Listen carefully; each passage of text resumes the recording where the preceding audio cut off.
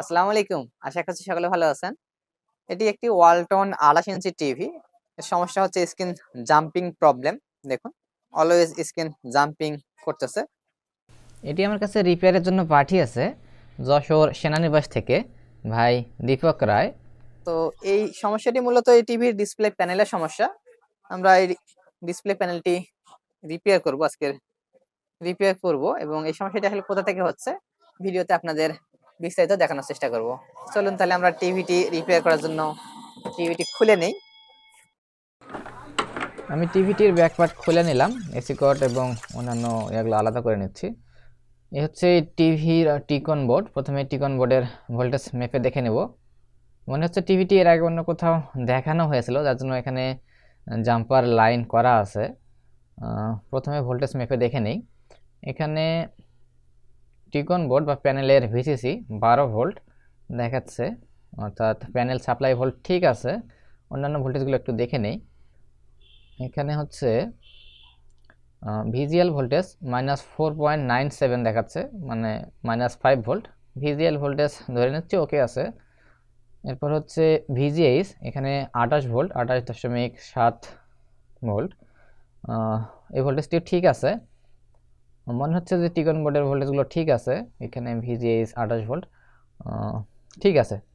তো যেহেতু ভোল্টেজগুলো ঠিক আছে, তাহলে আমাদের আচ্ছা ধরে নিচ্ছি টিকন বোর্ড ঠিক আছে। তবে যেহেতু এর আগে কাজ করা ছিল, মনে হয় অড এবং ইভেন অর্থাৎ LC1 LC2 এর লাইনে কিছু কাজ করেছিল এর আগে পূর্বে কোনো টেকনিশিয়ান, যার জন্য সেটি দেখতে হবে। তবে আপাতত ধরে নিচ্ছি টিকন বোর্ড ঠিক আছে। এবারে প্যানেলের দিকে আমরা একটু দেখি। এই প্যানেলটি, এটি হচ্ছে ডুয়েল কপ অর্থাৎ দুইটা কপের প্যানেল, আর এর মডেল নাম্বার হচ্ছে এটি এলজি ডিসপ্লে কোম্পানির একটি প্যানেল। আর এটি হচ্ছে এটির একটি কপ এবং এই সাইডে আরেকটি কপ। দুইটি কপের সঙ্গে কিন্তু কিছু রেজিস্টার যুক্ত আছে। এই রেজিস্টারগুলোর ভোল্টেজগুলো আমরা একটু দেখে নিই। এগুলো মূলত সিকেবি লাইন রেজিস্টার। এগুলোর ভোল্টেজ এবং সিগন্যালগুলো আমি একটু মেপে দেখে নিচ্ছি। মনে হচ্ছে যে সব ঠিক আছে, তবে প্যানেলে তো গ্রাফিক্স ঠিক নেই, তার মানে অবশ্যই সমস্যা কোথাও না কোথাও আছে। যেহেতু পূর্ব টেকনিশিয়ান LC1 এবং LC2-তে কাজ করেছিল, তাই আমাদের এখান থেকে কাজ করার চেষ্টা করতে হবে। আমি এখান থেকে এক একটি রেজিস্টার খুলে আবার লাগিয়ে দেখে নেব, মানে এক এক করে রেজিস্টার ওপেন করে দেখে নেব যে স্ক্রিনের অবস্থা কীরকম, উন্নতি বা অবনতি হচ্ছে কিনা সেই বিষয়গুলো মূলত দেখে নিতে হবে। আমি পরপর এক এক করে রেজিস্টারগুলো খুলে দেখে নিচ্ছি। কিন্তু আমি প্রতিটি রেজিস্টার খুলে স্ক্রিন দেখে নেওয়ার পরও যে রেজাল্টটি পাই সেটি হচ্ছে কোনো রেজিস্টার খুলে দিয়ে স্ক্রিনের অবস্থা পারফেক্ট হয়নি, বরঞ্চ আরও খারাপের দিকে যাচ্ছিল। বাম সাইড এবং ডান সাইড দুই সাইডেরই রেজিস্টারগুলো আমি এক এক করে খুলে স্ক্রিনের অবস্থা দেখি। যেহেতু কোনোটিতে আসলে সঠিক সমাধান হচ্ছিল না বা স্ক্রিনের সমস্যার সমাধান হচ্ছিল না, তার জন্য আমি সিদ্ধান্ত নিই যে টিকন বোর্ডটি আমি চেঞ্জ করে দেবো। টিকন বোর্ডটি চেঞ্জ করে আমি আলাদা একটি টিকন এখানে লাগিয়ে দেই। আমি এই সিদ্ধান্ত নিই, এর কারণ হচ্ছে যেহেতু টিভিটা পূর্বে টেকনিশিয়ান দেখেছিল এবং টিকন বোর্ডে কিছু লাইন কাটাছাড়া করেছিল এবং কিছু জাম্পার করেছিল, যার জন্য আমার মনে হয় যে টিকনটি চেঞ্জ করে দিতে হবে। আমি সেই জন্য টিকনটি চেঞ্জ করে দিই এবং চেঞ্জ করে দেওয়ার পর স্ক্রিনের অবস্থা হচ্ছে এরকমটা আসে। স্ক্রিন 1 সেকেন্ড পর পর স্বাভাবিক হচ্ছিল এবং লাইন আসতেছিল। এর জন্য আমি যেটি করি সেটি হচ্ছে অড ইভেন্ট, এই দুটো লাইন আমি কেটে দিয়ে যথাক্রমে অড ইভেন্টে ভিজিএল এবং ভিজিএইচ লাইন জাম্পার করে দেই। তারপর স্ক্রিনের অবস্থা আসে এরকমটা এবং সবসময় স্বাভাবিক থাকতেছিল। তবে তারপরে মনে হচ্ছিল যে স্ক্রিনটি একটু লাইন আসতেছে এবং ভার্টিক্যালি রেক আসতেছে এবং মাঝে মধ্যে আমি লক্ষ্য করি যে জাম্প করতেছিল এবং 5 থেকে 10 মিনিট পর আবারও সমস্যা শুরু হয় এবং স্ক্রিনটি জাম্পিং করে। এই জন্য আমি টিভিটা আবারও খুলে নিই। তারপর আমি যেটি করি সেটি হচ্ছে টিভির প্যানেলটি একদম খুলে টিভির প্যানেলের কর্নারগুলোতে আমি একটু করে হিট দিই হট গান দিয়ে এবং আমি এই পর্যায়ে একদম কাস্টমার মানে টিভির যে মালিক তেনাকে আমি বলেই ফেলি যে ভাই আপনার টিভিটির কাজ হয়তো সম্ভব হবে না, কারণ এটি একদম প্যানেলে ইন্টারনালি শর্টেজ বা ড্যামেজ হয়ে গেছে, এটি রিপেয়ার করা যাবে না। তবে তিনি আবারও টিভিটি আমাকে পরবর্তীতে খুলে একবার দেখার অনুরোধ করে। এজন্য পরবর্তীতে আমি টিভিটি আবারও একবার খুলি এবং সমস্যাগুলো আবারও একবার আইডেন্টিফাই করার চেষ্টা করি যে আসলে সমস্যাটি কোথায়।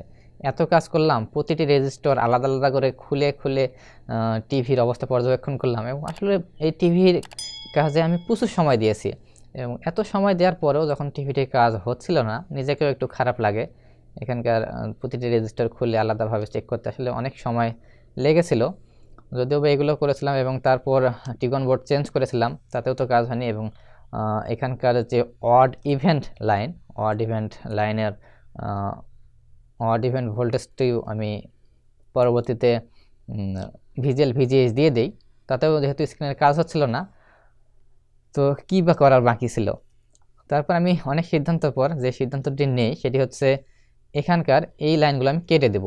এই সিদ্ধান্ত নেই, রেজিস্টরের পাশে যে টেস্ট পয়েন্টগুলো রয়েছে এই লাইনগুলো আমি সবগুলো কেটে দেবো। এই সিদ্ধান্ত আমি নেই যে আসলে কেটে দিব, হলে হবে কাজটি, না হলে হয়তো ভাইকে বলা যাবে যে ভাই আসলে এটা হবেই না, এই যেহেতু আমি পূর্বে ভাইকে বলেছিলাম যে হবে না, এবং ভাই যেহেতু পরবর্তীতে আবার দেখার কথা বলেছিল, আমি লাইনগুলো কেটে দেই। কেটে দেওয়ার পর টিভির অবস্থা কেমন সেটি আমি আপনাদেরকে দেখাচ্ছি। এই কাজটি করতে আসলে অনেক সময় লেগেছিল। কেটে দেওয়ার পর টিভির স্ক্রিনের অবস্থা একদম ফ্রেশ আসে, কোনোরূপ ঝামেলা করতেছিল না, তবে উপরে কয়েকটি লাইন শুধুমাত্র আপ ডাউন করতেছিল, যে রেখাগুলো আপনারা দেখতে পাচ্ছেন। তাছাড়া পুরা স্ক্রিন একদম স্মুথ একদম ক্লিয়ার। মূলত এই টিভি প্যানেলের শর্টটি ছিল প্যানেলের ইন্টারনালি, এবং আমরা যখন ওই সিকেবি লাইনের পাশে যে লাইনগুলো আমি যখন কেটে দেই সেই সময় আসলে উপরের যে লাইনগুলো দেখুন, এই লাইনগুলো কিন্তু শর্টে ছিল, এই শর্টগুলো কিন্তু বাদ পড়ে যায় এবং পুরো স্ক্রিনটি ক্লিয়ার দেখা যায়। তারপরে আমাদের উচিত হবে টিভিটি চালিয়ে রাখা, কারণ প্রথমে যখন আমি টিকন বোর্ড চেঞ্জ করে দিয়েছিলাম, বোর্ড চেঞ্জ করে দেওয়ার পরেও কিন্তু স্ক্রিনের অবস্থা মোটামুটি ফ্রেশ আসে, তবে 5 থেকে 10 মিনিট পরে কিন্তু আবারও জাম্পিং সমস্যা দেখা দেয়। আর এই সমস্যাটি আবারও দেখা দিবে কিনা সেটি জানার জন্য আমি এভাবে টিভিটি প্রায় একদিন চালিয়ে রেখেছিলাম।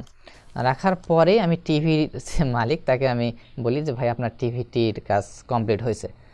আর এই টিভিটির কাজ করতে আমার প্রায় 2 থেকে 3 দিন সময় লেগেছিল, কারণ অনেকটা সময় দিতে হয়েছে এই সমস্যাগুলো খুঁজতে। আর এলইডি টিভির বিষয়ে তো হঠাৎ করে এমন সিদ্ধান্ত নেওয়া যায় না যে এমন কোনো লাইন কেটে ফেলা যায় না যেগুলো আবার জয়েন্ট দেওয়া অনেক কঠিন হয়ে যাবে।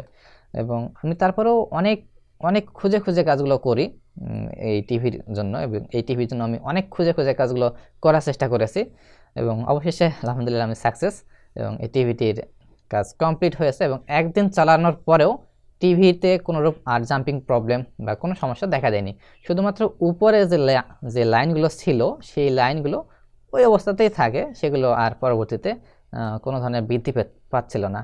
বলা ভালো যে অনেকে জিজ্ঞেস করবেন যে ভাই সমস্যা যেহেতু প্যানেলের ইন্টারনালি এবং লাইন কেটে দেওয়ার পর সমস্যার সমাধান হয়েছে, তাহলে টিকন বোর্ড কেন চেঞ্জ করলেন?